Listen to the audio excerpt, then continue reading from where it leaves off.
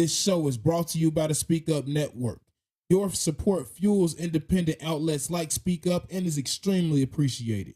Speak Up, speech by the volume. Welcome to another episode of hashtag TYSL. I'm your host, QB, the MVP. What's going on, family? Today, I have a very special young lady by the name of Bola Onadu-Shakombi. And I hope I said her name right. I did. Anyway, this young lady y'all know I'm into the business stuff. I'm into seeing people successful. And that's the whole reason I do this show.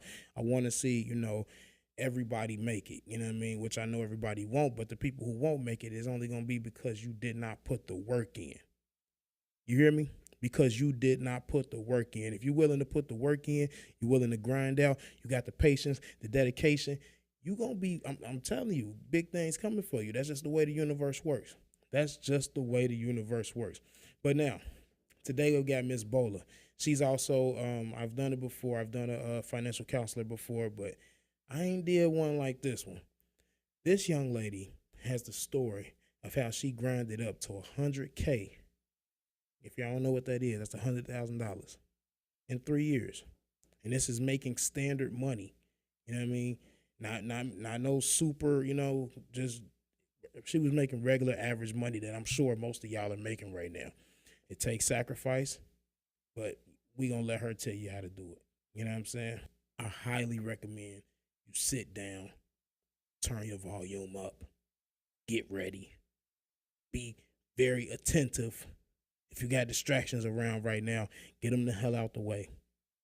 FAD, fuck all distractions. Hashtag FAD. That's a shout out to my man Joyner Lucas. Hey, check out Joyner Lucas, man. He was on the BET Freestyle this year, but he actually one of the few rappers out there these days that got very what's the word I'm looking for? Maybe it's inspirational,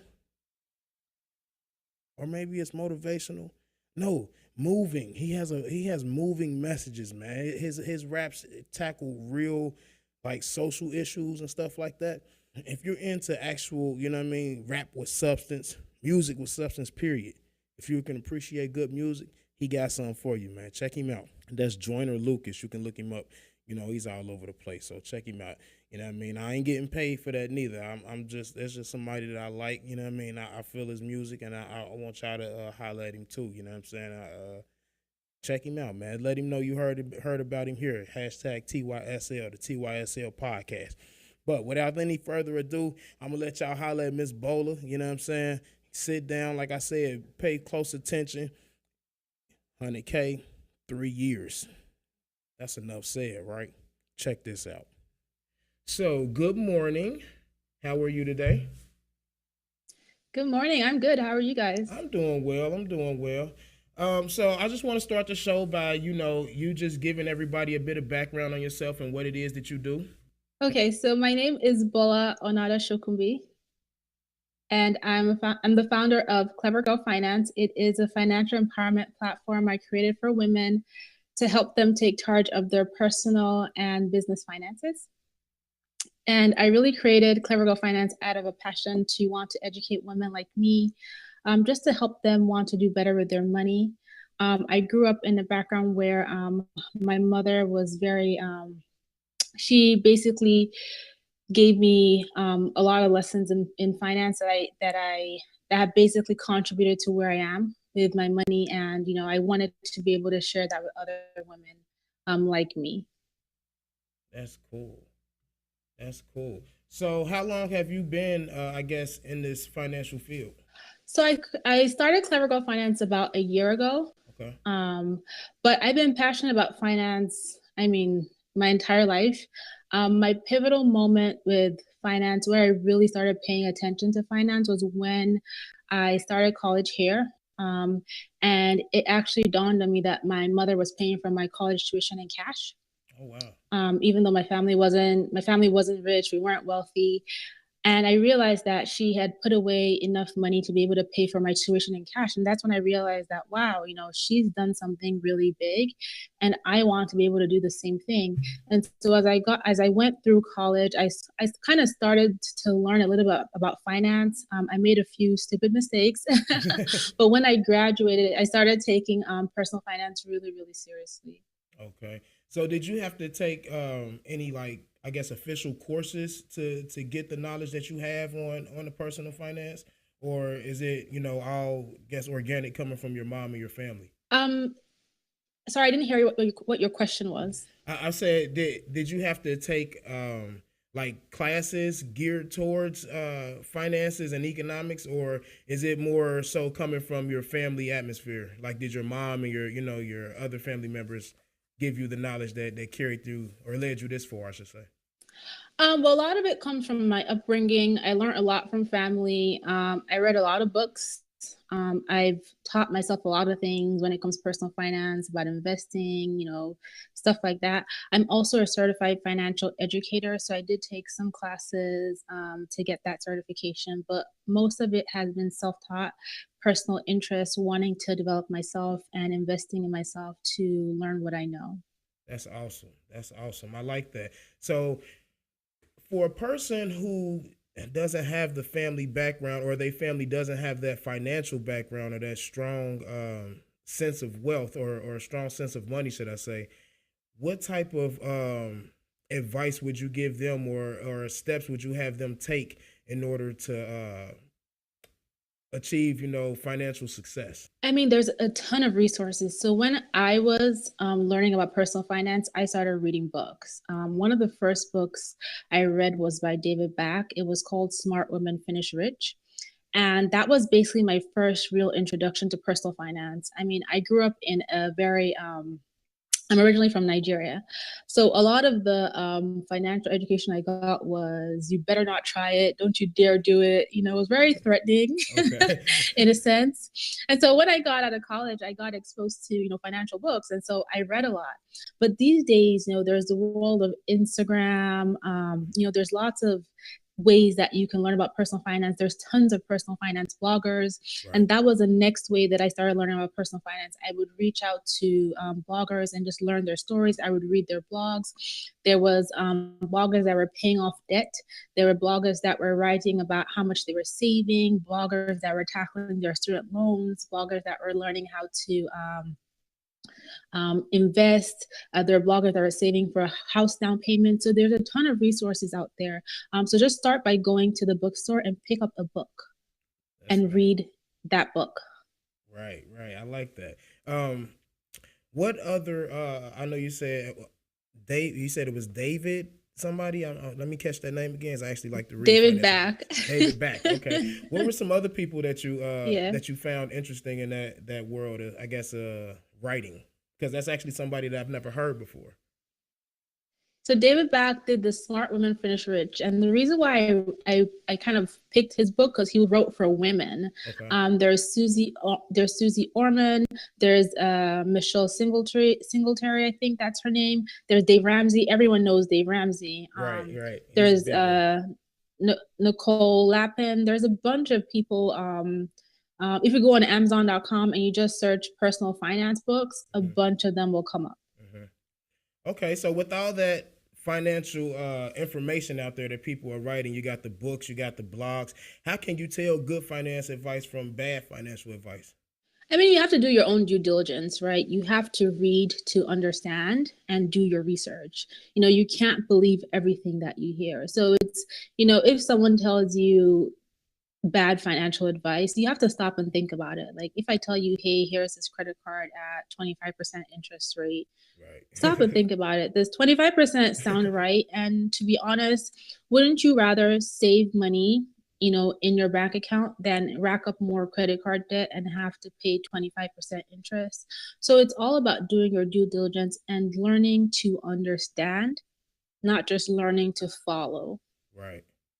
Yeah, so I always say, whenever I always tell people, there's not all financial advice is good financial advice. And even if it's good, it may not be right for you where you are in your personal life situation. So you always want to make sure that whatever advice that you take, even, for my readers, because I write on my blog pretty frequently.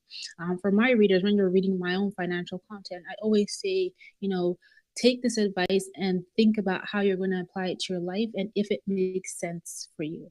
So for people out there who are not as financial savvy, maybe, looking into buying things and can kind of fall victim to the institutions out there, what are some tips that you can give to identify those predatory lenders, or I'll call them, those people who are out there with those 25% interest rates?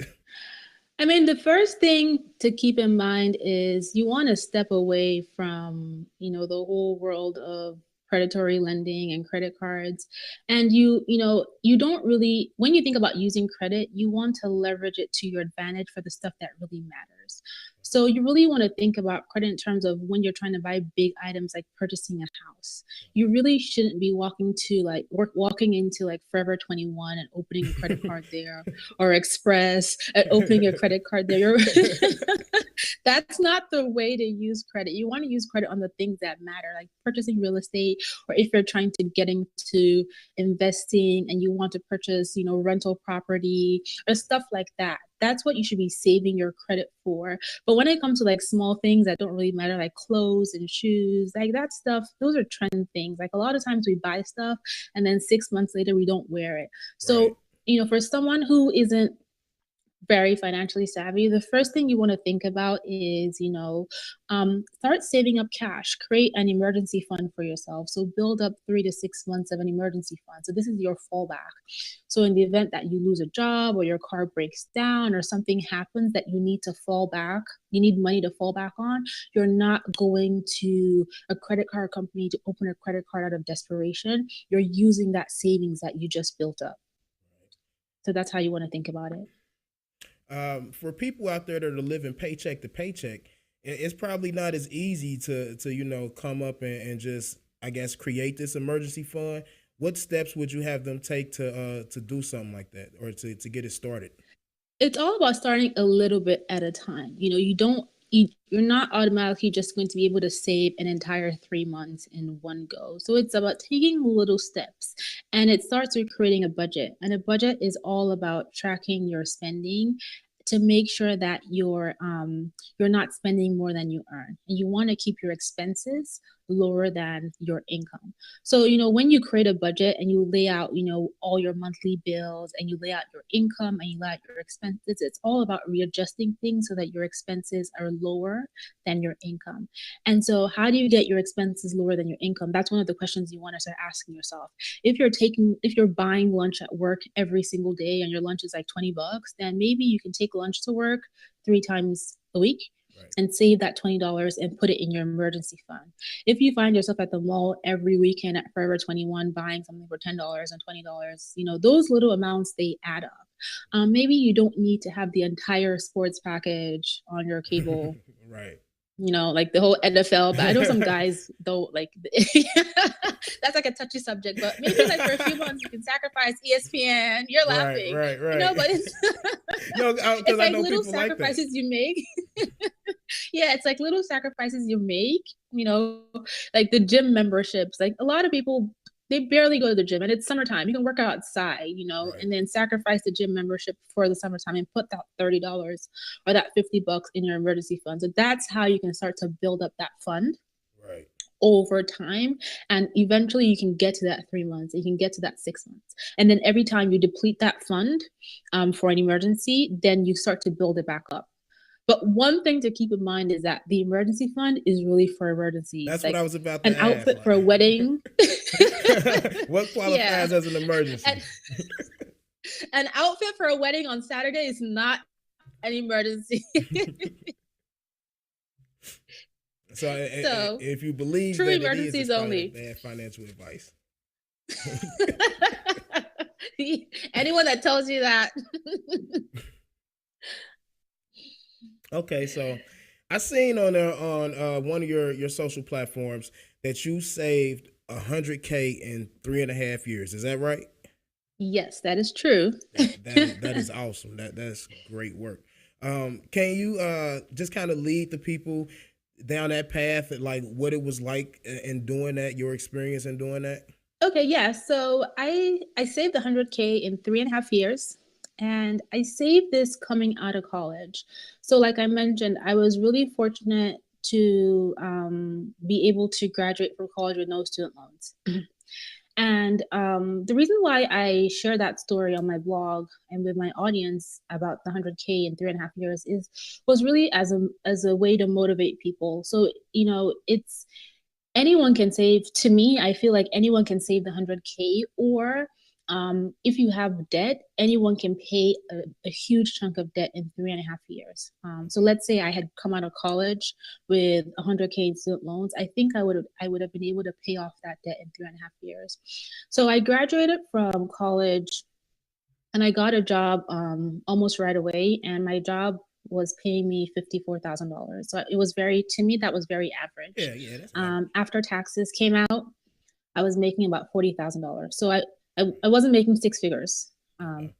It was nowhere close to six figures. Okay. So and I was I'll just give you a little bit of background. So I didn't have a rich boyfriend. I didn't have a sugar daddy. I didn't have I wasn't married, so I didn't have the benefits of a joint income. It was just me solo. I didn't have any kids, so that was, I guess, That's a one thing. benefit for me because Right. kids were expensive. Kids are expensive, yeah. But again, it was 54,000 after taxes. I made less than $40,000. I lived at home for 6 months, Okay. and I was able to put away about $15,000 to save for a down payment on my first home. So I didn't count that $15,000 in my 100K. Okay. So that's separate.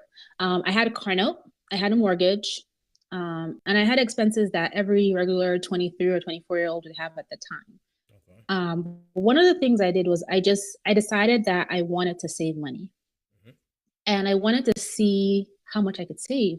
It was to me, it was almost like a game. It was a challenge I gave myself, Okay. and I decided in my head that, you know what, I'm gonna try and do this, and I'm gonna see how much I can save. Is this something that you And I think never told myself that I couldn't do it. I like that. I like that. Is this something that you think the typical person, American, whatever, do you think that they can do this? Like, is this feasible for everybody? Yep. Everybody, you can either save this money or pay down debt. Like I said, I made an average salary, but Right. I think it starts with the mindset, because I've had this conversation with friends. Hmm. And even when people make comments on the blog posts I've written about it, people say, well, you're lucky you didn't have any student loans. But like I said, if I had student loans, I would have paid them off. Right. I'm more than certain that I would have paid them off. And I think it all boils down to mindset. Like, people would tell me it's easy. It was easy for me. It wasn't easy for me to save that money. Right. I didn't, there's a lot of sacrifices that I made at 23, 24. I wanted to be going out and, like, traveling and Right. doing stuff that young girls do. I wanted to be like, there's so many things I could have been doing with the money. Right. I could have Exactly. been just like living really super large, but I didn't. I wanted to save. So it's up to you. It's what are you willing to give up to get what you want? Like, how bad do you want this? Is what you have to ask yourself. And I sacrificed a lot of stuff to be able to save the money. So anyone can do this, but not everyone will do it. That's definite. A lot of people don't have the motivation, and I think a lot of people are not willing to set their pride to the side. You know what I mean? I think it takes a certain amount of humility or humbleness in order to accomplish something like that. You know what I'm saying? To not want to go on those Yep. vacations and not want to be in the mall and all that type of stuff. A lot of people Yeah. want And to I keep up also with had a society. Exactly. And I also had a side hustle that I worked. At the time, not a lot of my friends are doing that. I was a wedding photographer towards the end of that 3.5 years. And it was something that, was not glamorous. It's like, you have a good job. Why are you a wedding photographer? Are you that desperate for money? I wasn't desperate for money, but I wanted to save money. And I enjoyed doing the wedding photography. It made me a good amount of money, and it helped me save. And so I didn't mind doing it. I didn't mind working the weekends and the late evenings. So I did it. In society today, a lot of people look for the fast track to whatever it is. You know, when they want to lose weight, instead of want to work out, they want to go find a pill, or you know what I mean, whatever the magic is at that moment that's going to get them in that fast track. Is there a fast track to financial success? You know what? There's no such thing as overnight success, to be honest. People don't see all the effort and all the work that's put in behind the scenes. Right. People only see the aftermath of the hard work. And I also think that it's also because these days we almost seem to have we have the illusion of easier access to the celebrities, Mm-hmm. you know, and when the media gives us this easier access to these people that we kind of it seems like we can relate to, Mm-hmm. and they have all these things and they kind of shop at the same places that we can shop at, Right. then we feel like, oh yeah, we can just walk into that store and buy that thing that they have. We can just walk into the store and get that thing that they have. But we really like, even though it seems that I can buy the same dress that Beyonce is wearing, I don't have the same net worth that she has. That's I right. see her on stage dancing, but I don't know how much effort she's put into practicing those dance moves, how much, like all the work it's taking for her to get to that point. I don't see that. All I see is her wearing that amazing dress that I can walk into the same store to buy. And I'm like, oh my God, I can wear that dress Beyonce wore. Why can't I live that life? It doesn't work that way. That's And right. so there's no such thing as overnight success. You have to work for it. And when it comes to finances, time, time is your greatest asset. Sweet. Saving money over time, investing money over time, especially if you're young, time is your greatest asset, and time flies by so quickly. So I always tell people, like, when people come on my website and people come to me for coaching sessions and things like that, I'm like, listen, look at it this way. Whether you do something today or not, if you decide to save money or not, understand that the time is still going to go by. That's right. Whatever you do, the time is still going to go by. So it's your choice. It's your choice. It's entirely up to you. But there's no such thing as overnight success. You either work for it and you reap the benefits later, or you do nothing and you kind of look back and you're like, oh my God, I wish I had done something about it. Right. Right. Right. Anyone that you see that's wealthy today has put in the work. Don't be deceived. Even if they tell you that, oh, that was easy, they're telling you lies. Mm-hmm. Yeah, yeah, that's so true. That's so true. And I like that you put it like that, that there is no such thing as overnight success, because like you said, you hit a real nice point there. Um, with this whole, I guess, social media and reality TV era, it can really seem like this can come very easy and very fast. And it's just not the case. That's just not the case at all. No, no. So let me ask you, Clever Girl Finance, that's the name of your company, correct? Yes. Why is the focus on women? Is it just because of the personal background, or you know what I mean? Let people know, because I know a lot of men out there that could afford some Yeah. financial advice. Well, I will say that my Google Analytics tells me that about 40% of my audience is men. They are lurking, but they just don't come out of the woodwork. They're there. But You got to so, pull them out. guys are welcome on the platform. They're welcome. You guys are welcome. I have a bunch of male followers on Instagram too. But really, it's, the focus is on women because I'm a female. And just growing up, one of the big things that my father would tell me is never be a liability on a man. Always own your own. Doesn't matter what your husband does. Doesn't matter how wealthy your husband is. Doesn't matter, how accomplished your husband is. You need to stand on your own 2 feet. And I come from a background where, you know, man was the head of the household and he was a true head of the household. A lot of women back in that time were homemakers. They took care of the kids. They didn't really work. They didn't need to. But what would happen would be something would happen in the family, or the parents would get divorced, the man would unfortunately die, or something would happen, and then the Okay. woman would be left on her own, and it was always a sad story because she was never involved financially. She didn't know anything about the finances, and then she would struggle to kind of make ends meet for her family because she just didn't have that know-how or that, financial background. But my mother was sort of the opposite. She didn't care what my father had or didn't have. And she was always working. And it came to a point where our family came into a financial downturn. My father had to retire about 15 years earlier than planned. My mother stepped in.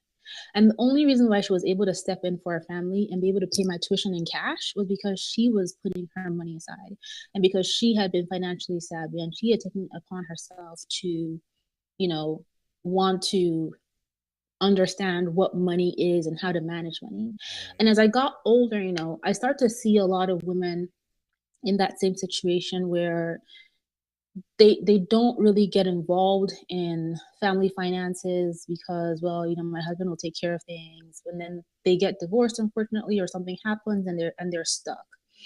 And it's also because, a lot of times, if you look at the statistics, there's the single mothers who are taking care of kids on their own, who kind of need help with understanding finances. Women take time out of work to raise children, give so much of themselves and think of themselves last, and that impacts them financially. Women live longer than men, and so they need to be able to take care of themselves financially. So it's not that I don't care about the guys, but I think there's a need for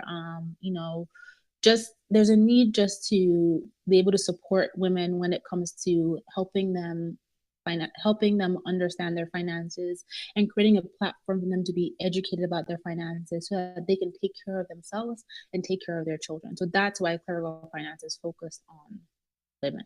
Cool. I like that. I like that a lot. In a mouthful. Right.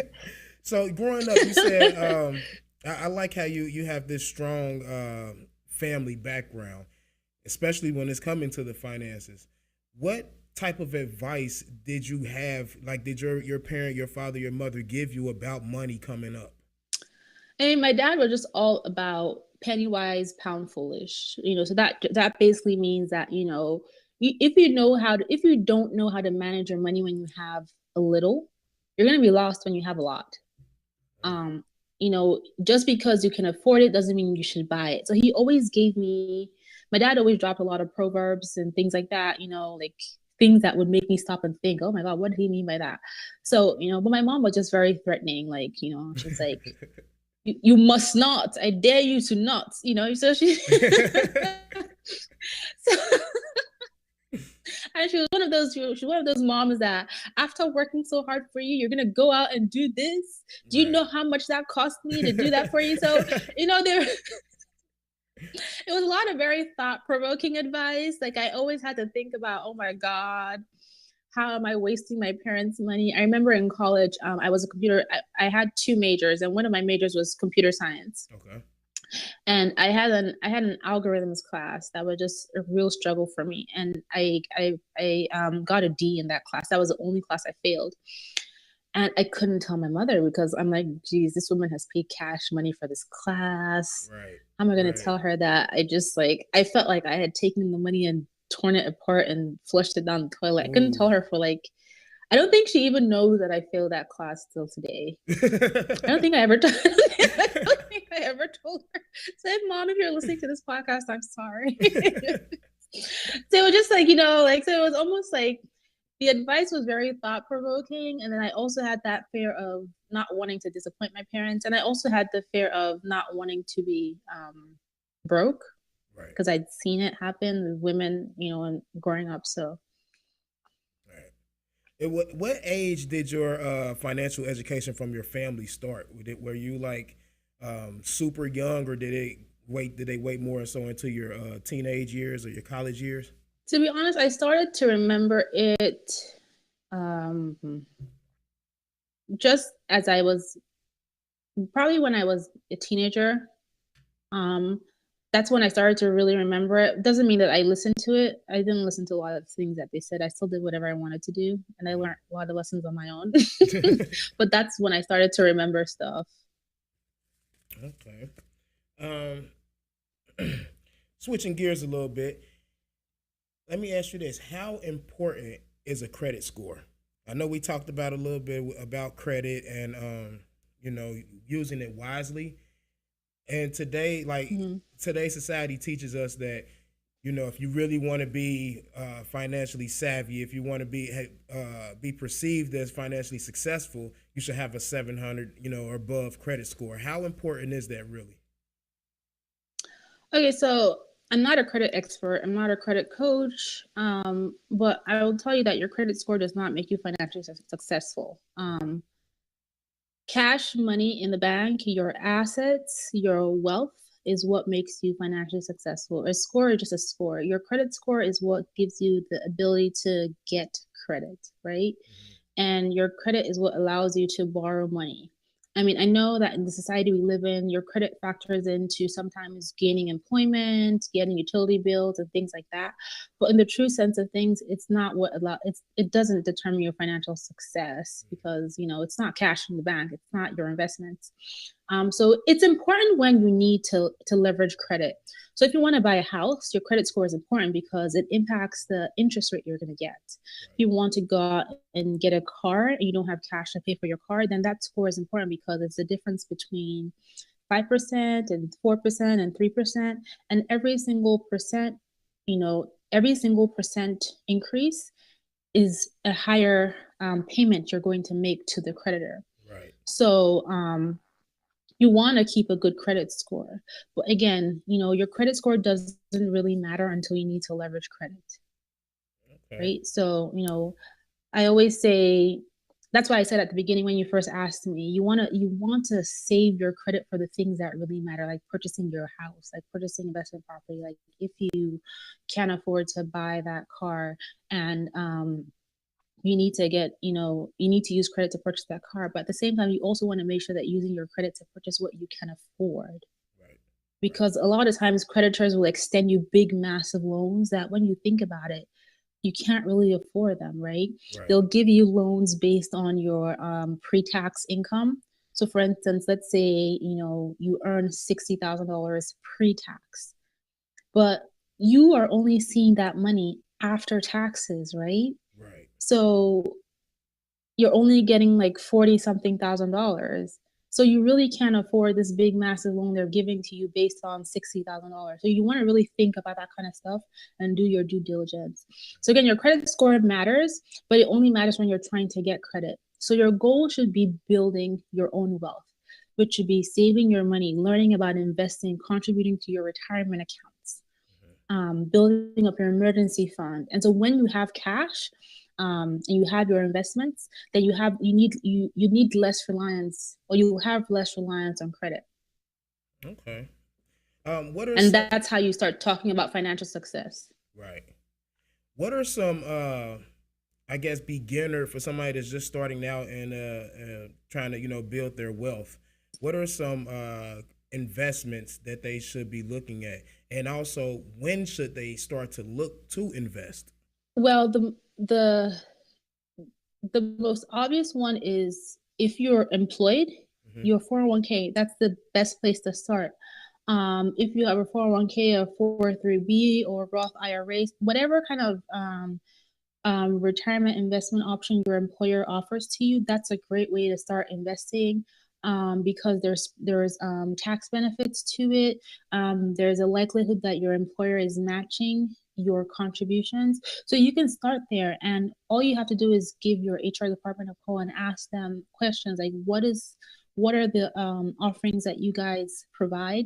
Where is my money going? And even if they can't answer your questions, they will direct you to the brokerage. That's an investment company that they use to answer your questions. So a lot of companies will use brokerages like Fidelity or Vanguard or T. Rowe Price. Those are Hmm. companies that you may have heard of, and those people have representatives that can answer your questions. So if you want to ask questions like, okay, what is my money invested in? What is the fund it's invested in? And you can always go on Google Finance and read about those funds. And you can start by contributing 10% of your income uh, pre-tax into the funds. And that's a great way to get started with investing and take advantage of the tax benefits, take the free money, and then start watching your money grow over time. Cool. Is have you heard of what's it called? Forex. FOREX. It's something that I've seen people, I guess, investing in. You see a lot of people on social media talking about this as a way of investment, and it seems like it's something, I guess, kind of like the stock market. Do you know anything about that? Say what it's called again. Forex, FOREX. So investing in foreign exchange, forex. Yes, that's what that is. Is to that be something honest, that you recommend? I don't know I don't know much about investing in forex. I know that it got really popular with this whole Brit exit when England exited the European Union. Right. I don't know much about it. You might want to sit down and talk with an investment advisor. But what I always say is, with everything you invest in, right? Mm-hmm. These are your dollars. You work really hard for these dollars. If you don't understand it, doesn't matter how good people are saying this investment is. If you don't understand it, do not put a single dollar in it. You need to fully understand every single investment you make and be comfortable with it, and make sure that you understand where your money is going before you invest in. If you don't get it, don't do it. Do not do it. Run. So let me ask you this then: would you consider buying a car as an investment? Well, no. Well, I kind of knew this question was going to come up. So, a car is a depreciating asset, which means, the minute you drive off the lot, it's going down in value. Right.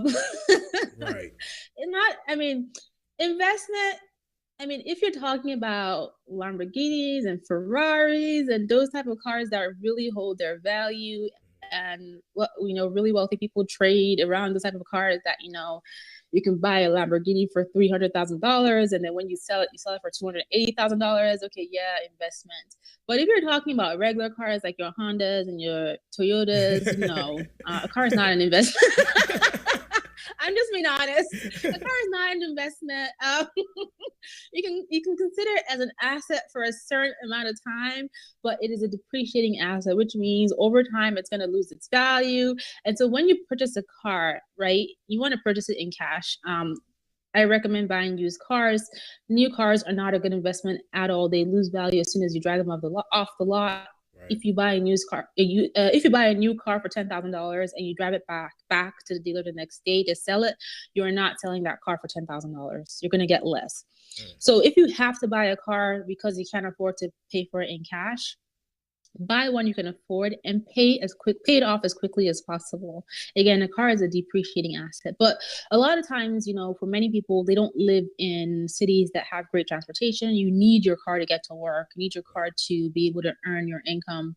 So really think about the type of car you're buying. I highly recommend buying a used car. Pay for it in cash if you can't pay for it as quickly as possible. A lot of times people will say, well, I want to buy my dream car, but stop and think, can you afford to buy your dream car? Have you paid off your credit card debt?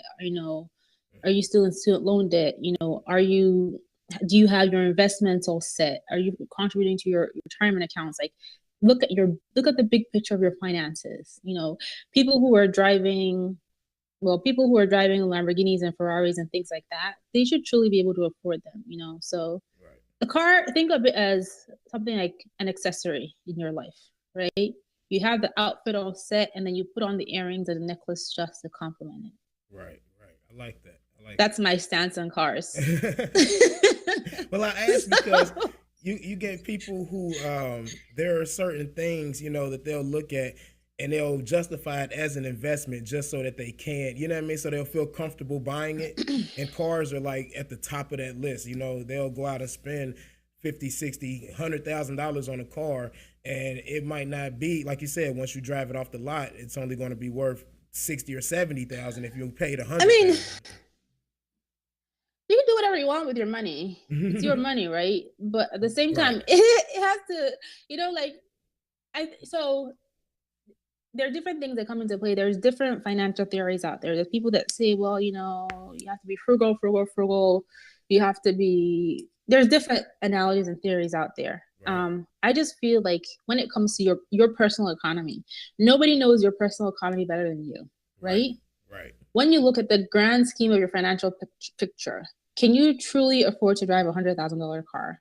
Which means, are you paying for that car in cash? That's great. Are you financing that car? Okay, whatever. And if you are financing that car, in the grand scheme of your monthly payments, can you truly afford that car? And, you know, do you have your investments in place? Have you paid off your other debt? Like, look at the grand scheme of your life and make sure that that particular purchase makes sense for you. You know, some cars hold their value really, really well, and you can sell them. And if you've paid off so much, and if you have good credit and you have such a tiny interest payment to the creditors, then you can sell the car and break even. You can sell the car and even get money back. Right. But again, you have to look at your personal economy. But to be honest, if you are financing a $100,000 car, you're paying 8% interest, you have $100,000 in student loans, you don't own a home, you have $100,000 in credit card debt, then that's a stupid move. Right. And then you're not investing for retirement, you know. So you know. Right. And I would also go. So you have to think about it. Yeah, you do, and like I would say, you should also think about if you can, when you talk about affording that car, can you afford the maintenance on that car? You know, I think a lot of people buy cars just for the look of them, or, you know what I mean, because it is their quote unquote dream car. But once their dream car breaks down, it's like, oh shit. You know, you can't do much with it. So there's nothing wrong with owning a nice car. You can, again, it's your money, do whatever you want. But in the grand scheme of things, when you lay everything down, when you close the door to your room and it's just you, there's no friends, like, oh my God, look at your car, and it's just you, and you put all your finances out, doesn't make sense for you. And if it makes sense for you, great, go ahead and do it. But if it doesn't make sense, don't do it. It's not worth it. Goes back to what you were saying. It's like, you know, look into the future, look in the big scheme of things. Yeah. So if you need to use credit to buy something, can you really say that you can afford it? I think your face sort of answers that question.